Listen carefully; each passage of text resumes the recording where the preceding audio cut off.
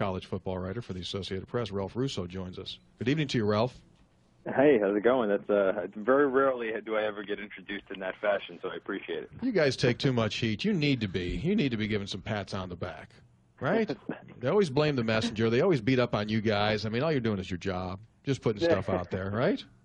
Just doing. I appreciate that. The way, we like to. That's what I like to think. But there are some times when we deserve the heat we get. But I think for the most part, we do a fairly decent job. Absolutely, more often than not. First take. What was your take on West Virginia, Texas Saturday night? Well, I wasn't surprised. I picked the Mountaineers to win the game. So every once in a while I get one of those right too. I saw that, by the way, yeah. They're the most fun team in college football right now.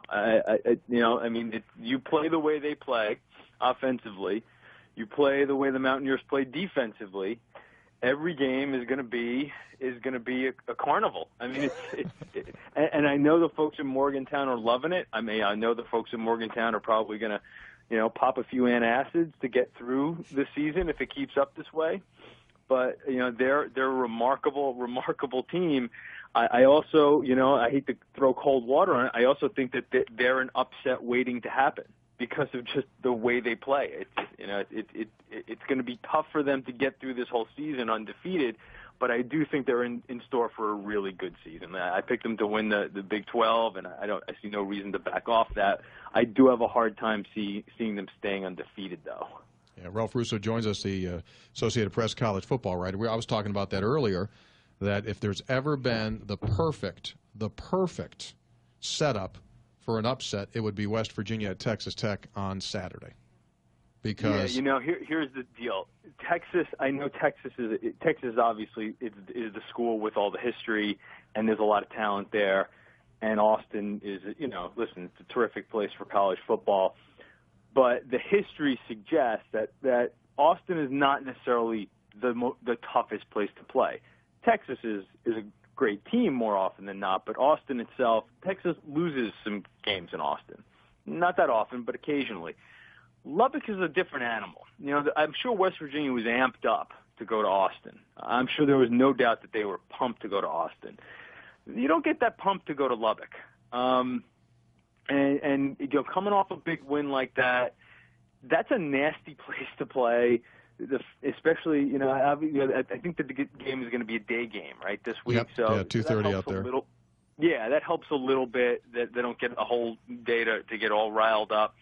But, it's one of those places where you can see yourself sort of going like, boy, I've never been here before, and I'm not sure if I would necessarily want to come back, and, what are we doing here? This is a little off the radar from the last couple of weeks. So, yeah, I don't know if Texas Tech matches up particularly well against West Virginia. You saw what happened. Landry Jones picked them apart last week. Those defensive stats for Texas Tech were obviously inflated off of bad opposition.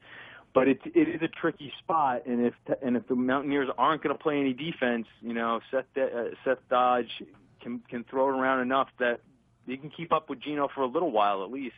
Yeah, absolutely. AP college football writer Ralph Russo joins us. So, Ralph, we're obviously early in the season, hitting about the one-third point in the season. Do you think, take your poll, for example, the AP poll, do you think they have it right with West Virginia coming in as a top 5 team right now? Yeah. I mean, if you're going to look at what the body of work says, who you beaten and how you beaten them, sure.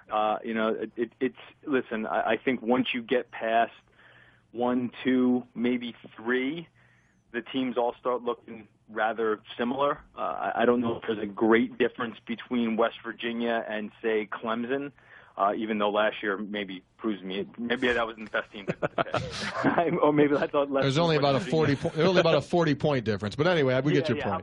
How about West Virginia and Florida State? Okay. Well, I don't know about that one either. Yeah, I don't know if there would necessarily be a great difference between those teams. I just think that again, once you get past the top 2 or 3, there's a lot of it becomes hard to you're sort of splitting hairs, and I think that the teams look the teams with flaws and teams that do some things really well, and it's hard to really separate them. But I also think that can be said for the Big 12 in general, and that's one of the reasons why again I hate to sort of douse the flames in Morgantown, but I just think that Big 12 is a really solid conference from top to bottom. And when I look at West Virginia and Oklahoma and Texas and even Baylor, Kansas State, TCU, though they have their issues with their quarterback now, Oklahoma State to a certain degree, even Iowa State and Texas Tech, though maybe a step below that, there's not a lot of distance between all those teams. And now you just, you go a road game and a few tough games in a row, and I could see the Big 12 champion having 1 or 2 losses in conference. Hey, Ralph, you mentioned quarterback play with Landry Jones against Texas Tech, and obviously Geno Smith hoping to have a big game there. What's your take on Geno and his performance so far this season, the numbers he's put up? Listen, this is the best way for me to describe what I think of Geno, and I think he's been tremendous. The thing that I didn't understand coming into this season is there were a lot of NFL types who were touting Logan Thomas as, a guy who could be a first overall pick, a top 5 pick. And I really didn't understand that, and I didn't understand why Geno Smith wasn't that guy. Somebody's got to tell me why anybody would look at Logan Thomas and say that's a potential first overall pick, and then look at Geno Smith and say something and say that kid isn't better. I'm not surprised to see what Geno's done. He's got a lot of talent. He's got a tremendous coach there. The second year in these systems, you tend to see these quarterbacks, especially the ones with talent, really blossom. And the numbers are starting to get sublime. Now, I've sort of compared him a little bit to Luck and RG3 from last year. I don't know if he's quite as spectacular an athlete as RG3, and he's maybe not as polished as Luck. But, that said, it'd be hard to find a quarterback more polished than Luck ever to come into the NFL. But he is in that class to me. I think he's not far from that class of player. Ralph Russo, AP college football writer, with us. You made some significant waves last week with the story that you wrote about how the game of college football is show me what you can do on offense, and it's becoming more and more of that. And that was a good story, and talking specifically about West Virginia and Dana Holgorsen and throwing that ball around, and people love to see that. And then Nick Saban came out afterward and said, I don't know, man. I'm worried about the safety of the student athletes. These extended long drives, these 8-team play. I'm concerned. Why can't we just play one platoon football maybe and huddle it up for 30 seconds between plays? What was your take on what he said? All right. Well, here's what I'll give. I'll play devil's advocate for Nick, and I'll say this for myself.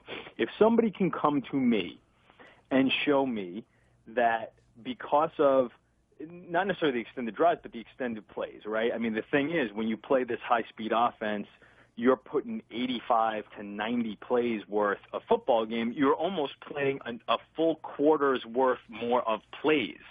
Alabama will run 70 plays. West Virginia's running 80 to 85. That's almost another quarter's worth of game you're asking your players to play. But if somebody can come to me,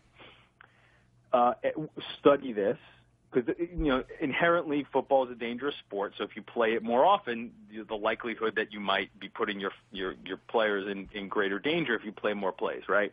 But that's too simple. You can't just sum it up that way. If somebody does a comprehensive study and shows me that, these high speed offenses are producing more injuries, then I think we can have a conversation about maybe putting some rules in that allow defenses to sub more and maybe slow the pace down a little bit. Until that happens, I'm open-minded to being presented that information. Until that happens, hey, play on. And Nick, of all people, who's got one of the few teams that has enough players on defense to roll out and to stop these offenses, is the last guy I want to hear complaining about it, to be very honest. I mean, Saban's pretty thoughtful about this, but, he's a defensive guy, and I think there are other defensive coaches who might be pushing back against the speed of these offenses. But the offensive coaches are basically saying, hey, tough, this is the way we play, and it's in the rules. I mean, Kevin Sumlin was asked about it later on that same conference call, and Sumlin just sort of laughed and said, hey, we ain't breaking any rules, so next question. Yeah, that's basically, that was Dana Holgorsen's response. Dana said, if he felt it was smoke and mirror-ish type football and didn't honor the game, kind of maybe like the Mouse Davis run and shoot stuff of years gone by, then he would say, yeah, maybe. He said, but hey, we run the football. And obviously they showed that there on Saturday that they could run the football. So he feels like, hey, we're just doing what it is. You could almost make that statement, well, that analogy that you use and say, hey, if someone can show me that the game, it's more dangerous, and we go back to basketball and say, hey, look, if we're blowing out too many knees and too many ankle sprains because we're running up and down the floor quicker than they used to back in the old days with James Naismith, why don't we just play half court? Let's cut it back to half court and play that Iowa 6-on-6 stuff. The game changes, it evolves. Hey, and here's a good way to see that the way the game has evolved, by the way, is probably here to stay. Watch the NFL. We always talk about how things trend from the NFL down, but over the last few years, the high-speed offenses are now being played by the NFL. You see the Packers and the Patriots and these other teams really pushing the pace, and that came from college. Right. So that's moving upward. That's moving up the ladder. So if it's good enough for the NFL, it's probably good enough for these college teams. And, the fact of the matter is, again, not everybody – my point in that article was very few teams have a chance to recruit the way Alabama does because of location and resources and Nick Saban and all these things. They have a chance to build a team a certain way. It's hard to build a team that way. Other teams in college football can negate some of those advantages by playing fast and doing some other things offensively. If I have Geno Smith and two awesome receivers, I can have a pretty good offense without having a bunch of NFL offensive linemen. And I'll find the 2 or 3 bad guys on your defense and just pick on them all day. On defense, you have to have 11 good players. On offense, you can probably make do with 4 or 5 these days. If you have a quarterback who's really smart, gets rid of the ball quickly, 2 or 3 good players on offense, you can have a really, really good offense.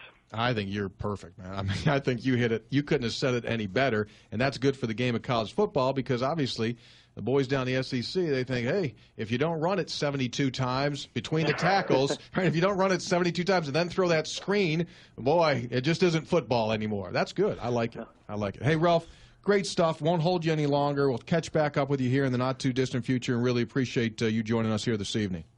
Anytime, guys. Good conversation. Same I appreciate here. it. Take care. Bye-bye. There he is, Ralph Russo. Check him out, AP college football writer.